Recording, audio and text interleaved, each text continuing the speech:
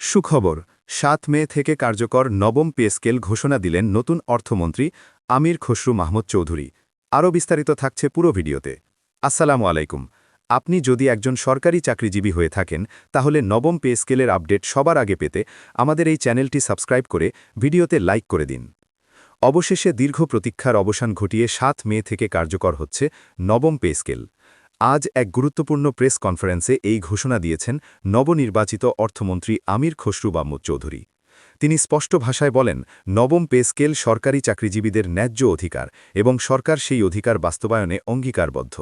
বহু আলোচনা, পর্যালোচনা এবং প্রশাসনিক প্রস্তুতির পর অবশেষে এই সিদ্ধান্ত কার্যকর পর্যায়ে পৌঁছেছে।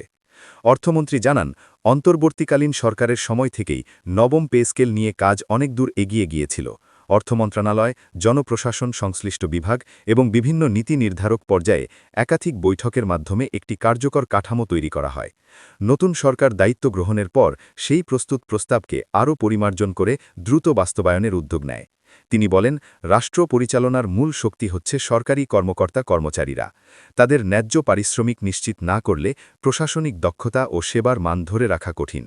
নবম পে স্কেল কার্যকর হলে বিভিন্ন গ্রেডে কর্মরত কর্মকর্তা ও কর্মচারীদের বেতনে ইতিবাচক পরিবর্তন আসবে। মূল বেতন বৃদ্ধি পাওয়ার পাশাপাশি ভাতা ও অন্যান্য সুবিধাতেও সমন্বয় আনা হবে। বিশেষ করে দীর্ঘদিন ধরে জীবনযাত্রার ব্যয় বৃদ্ধি, বাজার মূল্যের ঊর্ধ্বগতি এবং অর্থনৈতিক চাপে যারা কষ্ট পাচ্ছিলেন তাদের জন্য এই ঘোষণা স্বস্তির বার্তা নিয়ে এসেছে। সরকার মনে করছে, এই বেতন কাঠামো বাস্তবায়নের ফলে কর্মচারীদের মনোবল বাড়বে এবং কর্মক্ষেত্রে আরও গতিশীলতা তৈরি হবে। তিনি আরও বলেন, পে স্কেল কেবল বেতন বাড়ানোর বিষয় নয়, এটি একটি সমন্বিত কাঠামো যেখানে পদমর্যাদা, দায়িত্ব, দক্ষতা ও অভিজ্ঞতার যথাযথ মূল্যায়ন করা হয়েছে। দীর্ঘদিন ধরে বিভিন্ন পর্যায় থেকে যে অসন্তোষ ও দাবি উঠছিল, সরকার তা গুরুত্ব দিয়ে শুনেছে। প্রশাসনের প্রতিটি স্তরে সমতা ও স্বচ্ছতা নিশ্চিত করাই ছিল এই পে স্কেল প্রণয়নের মূল লক্ষ্য। পেনশনারদের বিষয়েও অর্থমন্ত্রী বিশেষ গুরুত্ব দেন। তিনি উল্লেখ করেন, নবম পে স্কেল কার্যকর হলে অবসরপ্রাপ্ত কর্মকর্তা-কর্মচারীরাও এর সুফল পাবেন। তাদের পেনশন ও আনুষাঙ্গিক সুবিধায় সমন্বয় আনা হবে, যাতে অবসরের পরও তারা সম্মানজনক জীবনযাপন করতে পারেন। সরকার মনে করে, যারা সারা জীবন রাষ্ট্রের জন্য কাজ করেছেন তাদের অবসরের পর নিরাপত্তা নিশ্চিত করার নৈতিক দায়িত্ব। এই সিদ্ধান্ত বাস্তবায়নের ক্ষেত্রে বাজেট ব্যবস্থাপনা একটি বড় বিষয় ছিল। অর্থমন্ত্রী জানান, সরকারের আর্থিক সামর্থ্য বিবেচনা করেই ধাপে ধাপে পরিকল্পনা সাজানো হয়েছে। রাজস্ব আয় বৃদ্ধি, ব্যয় নিয়ন্ত্রণ এবং আর্থিক শৃঙ্খলা বজায় রাখার মাধ্যমে নবম পে স্কেলের জন্য প্রয়োজনীয় অর্থায়ন নিশ্চিত করা হবে। তিনি আশ্বাস দেন, এটি এমনভাবে বাস্তবায়িত করা হবে যাতে দেশের সামগ্রিক অর্থনীতির উপর অযৌক্তিক চাপ সৃষ্টি না করে, বরং সুশৃঙ্খল ব্যবস্থাপনায় এটি বাস্তবায়িত হবে। নবম পে স্কেল ঘোষণার পর সরকারি কর্মচারীদের মধ্যে ইতিমধ্যেই ইতিবাচক প্রতিক্রিয়া দেখা গেছে। দীর্ঘদিনের প্রত্যাশা পূরণ হওয়ায় অনেকেই স্বস্তি প্রকাশ করেছেন। প্রশাসনের বিভিন্ন পর্যায়ে নতুন উদ্দীপনা সৃষ্টি হবে বলে মনে করা হচ্ছে। কর্মচারীদের আর্থিক স্বস্তি বাড়লে তাদের কাজের গতি ও সেবার মানও উন্নত হবে, এমনটাই প্রত্যাশা সরকারের। অর্থমন্ত্রী বলেন, এটি একটি দায়িত্বশীল সিদ্ধান্ত, শুধুমাত্র রাজনৈতিক প্রতিশ্রুতি পূরণের জন্য নয়, বরং বাস্তব প্রয়োজনের ভিত্তিতে এই পদক্ষেপ নেওয়া হয়েছে।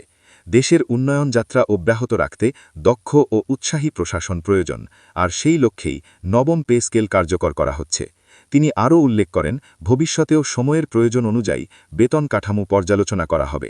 অর্থনীতি, বাজার পরিস্থিতি এবং জনস্বার্থ বিবেচনায় নিয়ে সরকার প্রয়োজনীয় সমন্বয় করবে। সরকারি কর্মচারীদের সঙ্গে নিয়মিত সংলাপ বজায় রেখে একটি টেকসই ও কার্যকর প্রশাসনিক ব্যবস্থা গড়ে তোলাই সরকারের লক্ষ্য। এছাড়াও তিনি স্পষ্ট করে জানান, নবম পে স্কেল বাস্তবায়নের পুরো প্রক্রিয়াটি যেন নির্ধারিত সময়ের মধ্যে সম্পন্ন হয়, সেজন্য ইতিমধ্যে একটি সমন্বিত কর্মপরিকল্পনা গ্রহণ করা হয়েছে। অর্থ মন্ত্রণালয় থেকে শুরু করে হিসাব নিয়ন্ত্রক দপ্তর, বিভিন্ন অধিদপ্তর ও মাঠ পর্যায়ের অফিসগুলোকে প্রয়োজনীয় নির্দেশনা পাঠানো হচ্ছে। কোথাও যেন ফাইল জট, প্রশাসনিক ধীরগতি বা প্রযুক্তিগত সমস্যার কারণে বিলম্ব না হয়, সেই বিষয়টি বিশেষভাবে গুরুত্ব দেওয়া হয়েছে। তিনি বলেন, বাস্তবায়নের ক্ষেত্রে স্বচ্ছতা ও জবাবদিহিতা নিশ্চিত করাই হবে সরকারের প্রধান লক্ষ্য। অর্থমন্ত্রী আরও বলেন, দীর্ঘদিন ধরে সরকারি চাকরিজীবীদের একটি বড় অংশ বেতন কাঠামো নিয়ে হতাশার মধ্যে ছিলেন। অনেকেই মনে করতেন, বর্তমান অর্থনৈতিক বাস্তবতায় তাদের বেতন কাঠামো আর যুগোপযোগী নয়। জীবনযাত্রার ব্যয় বৃদ্ধি, সন্তানের শিক্ষা খরচ, চিকিৎসা ব্যয় এবং নিত্য প্রয়োজনীয় দ্রব্যের দাম বাড়ায় পরিবার পরিচালনা কঠিন হয়ে পড়ছিল। নবম পে স্কেল সেই চাপ কিছুটা হলেও লাঘব করবে বলে তিনি আশা প্রকাশ করেন। তিনি উল্লেখ করেন, একজন সরকারি চাকরিজীবী যখন আর্থিকভাবে স্বস্তিতে থাকেন তখন তিনি আরও নিষ্ঠা ও সততার সঙ্গে দায়িত্ব পালন করতে সক্ষম হন।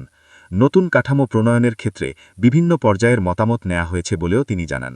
বিভিন্ন গ্রেডের কর্মকর্তা কর্মচারী প্রতিনিধিদের প্রস্তাব, প্রশাসনিক বিশেষজ্ঞের আলোচনা এবং অর্থনৈতিক বাস্তবতা সবকিছু মিলিয়ে একটি ভারসাম্যপূর্ণ কাঠামো তৈরি করা হয়েছে।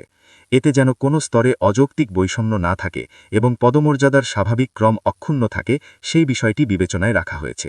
বিশেষ করে জুনিয়র পর্যায়ের কর্মচারীদের স্বার্থ সুরক্ষার বিষয়টি গুরুত্বের সঙ্গে দেখা হয়েছে। তিনি আরও বলেন, এই পে স্কেল শুধুমাত্র বর্তমানের জন্য নয়, ভবিষ্যতের দিক নির্দেশনাও এতে অন্তর্ভুক্ত রয়েছে। নিয়মিত পর্যালোচনার মাধ্যমে প্রয়োজনে কাঠামো হালনাগাদ করার সুযোগ রাখা হয়েছে। মন্ত্রী মনে করেন, সময়োপযোগী সমন্বয় থাকলে প্রশাসনের ভেতরে অসন্তোষ কমবে এবং কর্মপরিবেশ আরও ইতিবাচক হবে। অর্থমন্ত্রী তার বক্তব্যে দেশের সামগ্রিক অর্থনৈতিক পরিস্থিতির কথাও তুলে ধরেন।